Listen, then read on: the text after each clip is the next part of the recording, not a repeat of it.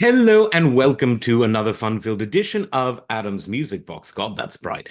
And speaking of bright, I'm going to talk about instruments that tend to have a rather bright timbre. I'm talking about the Brass family of instruments, your trumpets, your cornets, your flugelhorns, your trombones, your Wagner tubas, your French horns, and others, herald trumpets, and the rest of it. While these instruments trace their roots back to very ancient predecessors, I want to specifically talk about when brass instruments made it to both the rock and pop charts. And this was a phenomenon that was really something that began in the late 60s and went on into the late 70s. And there were a lot of bands that you could characterize in this category, but there were a few that really stood out. And the first is Blood, Sweat, and Tears. Blood, Sweat, and Tears did all of the wrong things, in quotes, but they did it in all of the right ways. They came out in the late 60s when psychedelic rock was the whole thing. Interesting keyboards were really starting to permeate. The Mellotron was out. The Moog was just around the corner. The Hammond organ was being played in the most versatile ways imaginable. Guitar effects were really coming into their own, and producers were becoming ever more experimental in the studio. And Blood, Sweat, and Tears said, we'll have none of that. We'll have big band style horns. We will have clean guitar. We will have a jazz drummer. And we will, at least after their second album, have a vocalist who would be just as, welcome, just as at home, singing in front of a traditional big band or singing the classic pop stylings of your Sinatras and Dean Martins as in a rock band. That was, of course, David Clayton Thomas. And Blood, Sweat, and Tears, with that second self titled album, took the world by storm. Everybody loved them. And as I've said before, one of the things that I think made them so loved is that they were music for both the young, middle aged, and old. There was something for everyone. The young people really liked how it was fresh and virtuosic and groovy. The older people could relate to it because it reminded them of the big bands of the 1940s, your Glenn Millers, your Benny Goodmans, your Artie Shaws, etc. And they were also a band that appealed to black and white audiences. David Clayton Thomas's voice was sometimes confused. This was before the MTV for a black singer, where he was a white Canadian guy. They had something for everyone, and everyone loved them. They conquered the world, and I've talked about the controversy that they got into through no fault of their own. And they've made a film about that called What the Hell Happened to Blood, Sweat, and Tears. I won't go over that again, but suffice it to say, the music continued to be great throughout the late 60s and into the 70s. And it was around that time, just a few years after the debut of Blood, Sweat, and Tears, that another band famous for its horns came out, and this was Chicago. First known as the Chicago Transit Authority, but because there was already something named that, they weren't a band though. They ran trains and buses. They changed their name simply to Chicago for the second album, and they too were one of these bands that kind of had something for everyone. They were virtuosic, had even more brass instruments than Blood, Sweat, and Tears.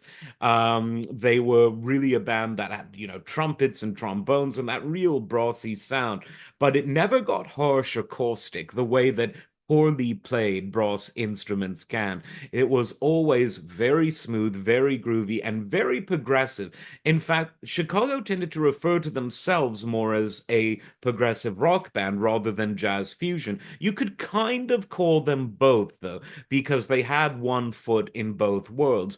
And Chicago has become one of the most, top selling bands of all time. Everyone loves them. They've had a long career. The brass sort of faded into the background in the 1980s, but then it came back and it's still there. And Chicago, in its current form, which has quite a few original members, considering all things, they're still going strong. Of course, there was another band that's probably a bit less known, that came out in the early 70s that also featured a lot of brass instruments. And this was, of course, the band If. Now, they were less sort of your traditional brass. They didn't really have a trumpet and trombone section, so it was technically a woodwind-led band because you had saxophones and flutes, and one of the saxophonists was the legendary English jazzer Dick Morrissey. And I know I'm talking about brass instruments, and the saxophone is technically a woodwind instrument, but I want to put If in the same category as Chicago and Blood, Sweat, and Tears because they too were a band that was led in many ways in terms of their sonic palette by instruments that you blew into rather than pluck or struck. And they were a really good band. They weren't as well known globally as Blood, Sweat, and Tears or Chicago, but they were really, really excellent. And there's even a connection to the Rock and Roll Hall of Fame that we talked about earlier, because in their original, well, not original, but their quintessential lineup, Dennis Elliott was the drummer who later became the drummer of Rock and Roll Hall of Fame band Foreigner. Their first three albums in particular, absolutely masterful. But even, I would say their first four albums, and even their later albums were still pretty damn good. But definitely check out the first four albums. Another band, and now we get back to the real brass, your trumpets and trombones and everything, that was pretty cool in this respect, was called Ides of March. And one of their key members, their leader, in fact, was a guy who would later achieve a lot of success as the main songwriter and keyboardist of Survivor, think Eye of the Tiger. And this was Jim Petrick. The band I'm talking about was called Ides of March, and their most famous song was called Vehicle. And it was so similar in many ways to Blood, Sweat, and Tears that many people hearing it on the radio thought that it was the latest Blood, Sweat, and Tears single, but it wasn't. It was from the Ides of March. So definitely check them out. Of course, when you get into the bands that are more funk derived, as we step further from rock, it became increasingly common to have a brass section. Your Kool and the Gangs, your Ohio Players, Parliament, all incorporated brass at various times or all the time.